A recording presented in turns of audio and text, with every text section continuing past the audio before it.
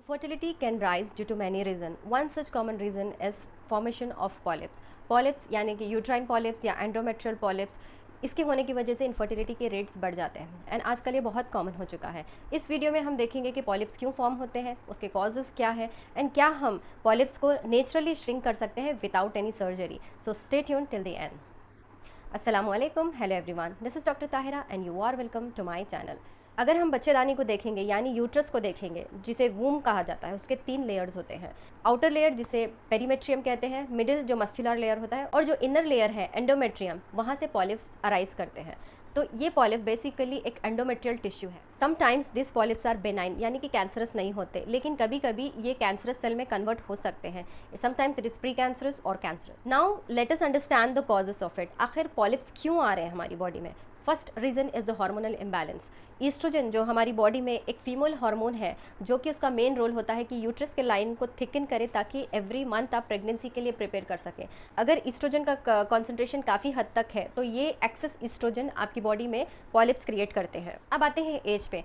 उमूमन 40 से लेकर 55 years of women में पॉलिप फॉर्मेशन कॉमन है, लेकिन आजकल अर्ली एज में भी due to the lifestyle, poor lifestyle की वजह से पॉलिप फॉर्मेशन हो रहे हैं। एक्चुअली पॉलिप का फॉर्मेशन होता है मीनोपॉजल स्टेज से कुछ साल पहले या फिर अराउंड मीनोपॉज और after menopause, but this has become very common because of the poor lifestyle changes in younger women as well. Now the third cause is the obesity. जितना ज़्यादा एक्सेस फैट है आपकी बॉडी में, मान लीजिए कि उतना ज़्यादा ईस्ट्रोजन आपकी बॉडी में है।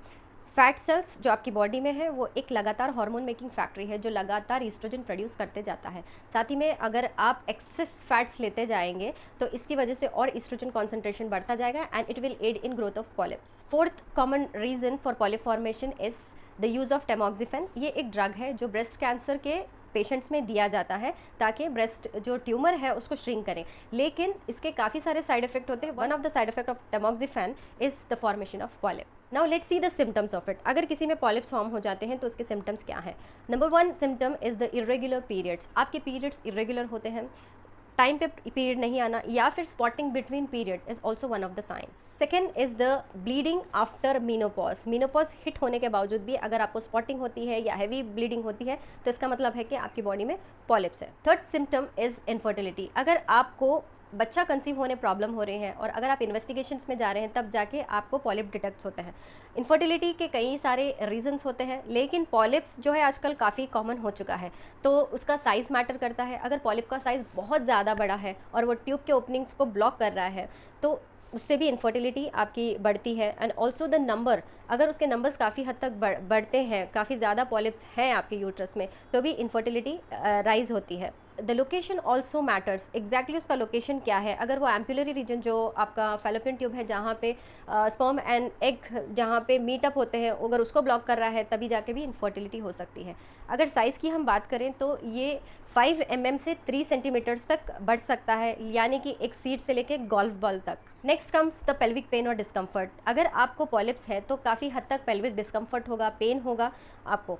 And next comes the menorrhagia, यानी कि हैवी मेंस्ट्रुअल साइकिल, काफ़ी हद तक ब्लीडिंग होना, ये भी एक साइन है पॉलिप्स के। अब बात करते हैं डायग्नोसिस की। डायग्नोसिस कुछ इस तरह से होता है कि फर्स्ट है transvaginal ultrasound. Basically this ultrasound is pass through your vagina and वहाँ पे आपका पूरा इंटरनल ऑर्गन को व्यू आउट करते हैं ताकि पॉलिप का लोकेशन कहाँ है एंड उसका साइज़ क्या है। Next comes the hysteroscopy. यहाँ पे एक लाइट हेडेड इंस्ट्रूमेंट को इंसर्ट किया जाता है आपके सर्विक्स में एंड ओवरऑल आपका यूट्रस को व्यू किया जाता है ताकि पॉलिप्स कहाँ है, एंड समटाइम्स इफ़ नीडेड वहाँ से एक टिश्यू जो पॉलिप का है उसको भी निकाल के डायग्नोसिस के लिए इस्तेमाल करते हैं। Third is the endometrial biopsy. Endometrial biopsy में यहाँ पे आपके एंडोमेट्रियम का कुछ टिश्यू का हिस्सा वहाँ से स्क्रैप आउट करते हैं ताकि डायग्नोसिस फर्दर डायग्नोसिस करें।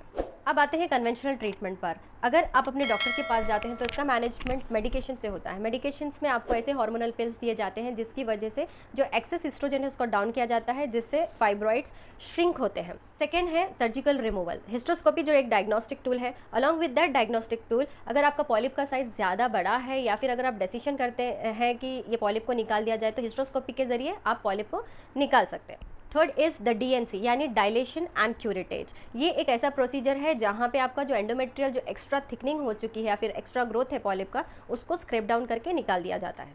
कन्वेंशनल ट्रीटमेंट तो ये हो गया, लेकिन बात यहाँ पे ये है कि क्या पॉलिप सर्जरी के बाद भी, मेडिकेशन के बाद भी फॉर्म होते हैं या नहीं, तो इसका आंसर है कि वो डेफिनेटली फॉर्म होते हैं, क्योंकि आपकी बॉडी में जो हार्मोनल हेवायर हो चुका है, जिससे आपकी बॉडी आदी हो चुकी है पॉलिप फॉर्मेशन पे। अगर आप सर्जरी पे भी जाएंगे, मेडिकेशंस लेंगे, इंजेक्शंस लेंगे इसको श्रिंक करने के, तभी जाकर भी पॉलिप फॉर्म होते हैं।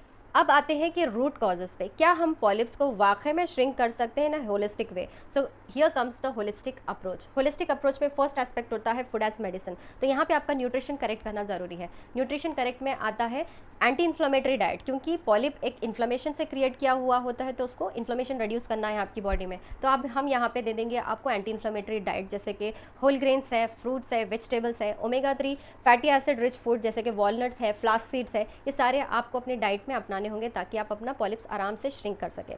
और होलिस्टिक अप्रोच में ये भी माना जाता है कि पॉलिप का फॉर्मेशन एग्जैक्टली एक्स्ट्रा फैट या फिर एक्स्ट्रा म्यूकस जो आपकी बॉडी में प्रोड्यूस होता है उसकी वजह से पॉलिप फॉर्म होते हैं। तो you have to make sure कि अगर आपको म्यूकस फॉर्मेशन ज़्यादा होता है साइनोसाइटिस की वजह से या फिर कॉमन कोल्ड्स की वजह से, तो आप इसका भी ट्रीटमेंट अलग से ले लें इन a very holistic way.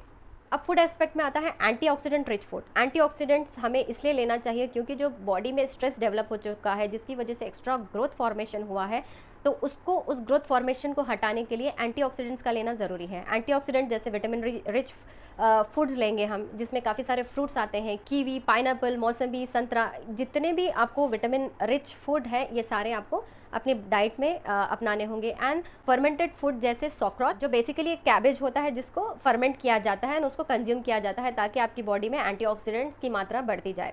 And also you can include fermented millets and fermented foods. One such remedy you can include in your daily life is, early in the morning you can include this drink, 1 glass of cucumber juice with mint and ginger. ये काफ़ी ज़्यादा anti inflammatory compound है and इसमें काफ़ी सारे antioxidants भी हैं, तो ये आप अपनी डाइट में इंक्लूड कर सकते हैं टू श्रिंक योर पॉलिप्स। अब आ गई है वेजिटेबल्स की बात। वेजिटेबल्स तो काफ़ी हद तक हमारी बॉडी में नाइट्रिक ऑक्साइड प्रोड्यूस करते हैं, लेकिन कुछ वेजिटेबल्स ऐसे हैं जो पॉलिप्स में स्पेसिफिकली एक्ट करते हैं, जैसे क्रूसीफेरस।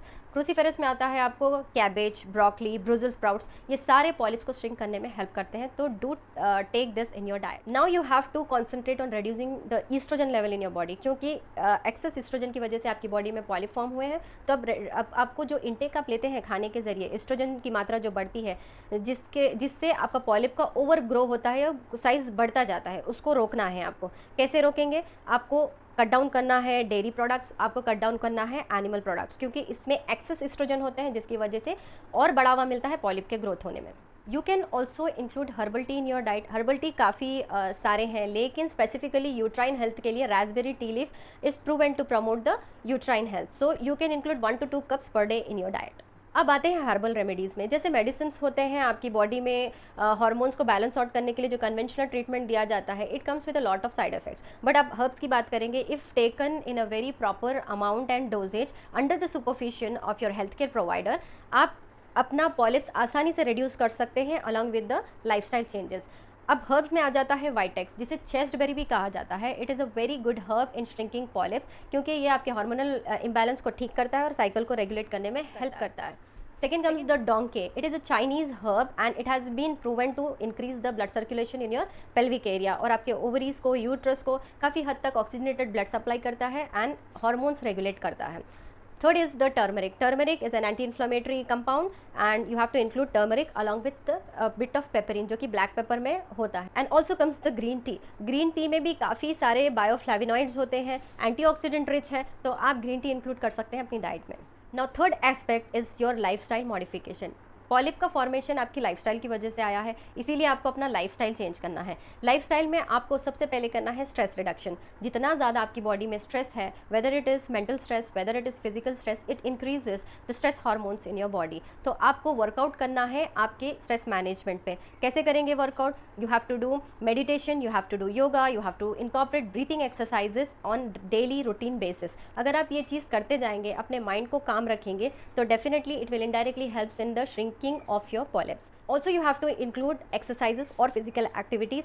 डेली का 30 मिनट्स वॉकिंग एंड डेली का अगर 60 मिनट्स ऑफ वर्कआउट अगर आप कर लेंगे तो it will aid in reducing your polyps. Exercises will enhance blood flow जैसा एनहांस होगा आपका उतना ज़्यादा सर्कुलेशन मिलेगा हीलिंग में। You have to concentrate on your sleeping pattern. अगर आपका स्लीपिंग पैटर्न बिगड़ा हुआ है तो उसे सुधार लीजिए, क्योंकि स्लीपिंग पैटर्न क्लियर आउट करने से, स्लीपिंग पैटर्न बराबर करने से आपका सर्केडियन रिदम जो बॉडी का है वो प्रॉपर होता है, जिसकी वजह से हार्मोन बैलेंस होते हैं and it will ultimately help in shrinking your polyps. Sun exposure is also very important when it comes to polyp formation और हार्मोनल इम्बैलेंस।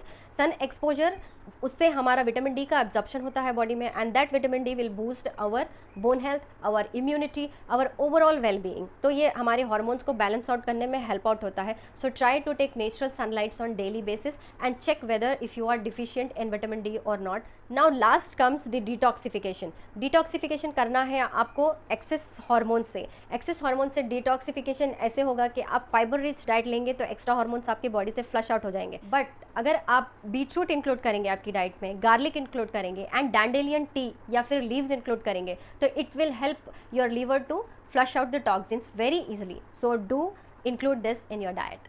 ये हो गया हमारा पॉलिप का मैनेजमेंट। अगर आप चाहते हैं कि आपको फ्यूचर में पॉलिप्स ना आए, या फिर अगर आपको पॉलिप्स आ चुका है, सर्जरी करवा चुके हैं और आप चाहते हैं कि फ्यूचर में आपको पॉलिप ना आए, तो ये चीज़ आप ज़रूर करें।